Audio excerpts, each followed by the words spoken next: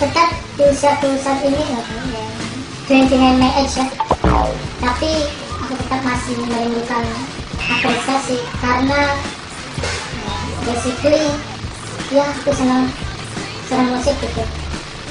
Walaupun kontroversi hati aku lebih menunjukkan kepada inspirasi kemakmuran yang kita pilih kok.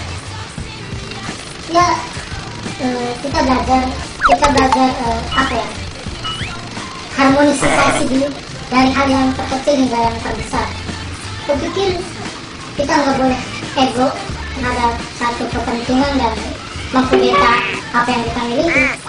Dengan adanya hubungan ini bukan mempertakut dan bukan mempersuram statisasi kemakmuran keluarga dia gitu.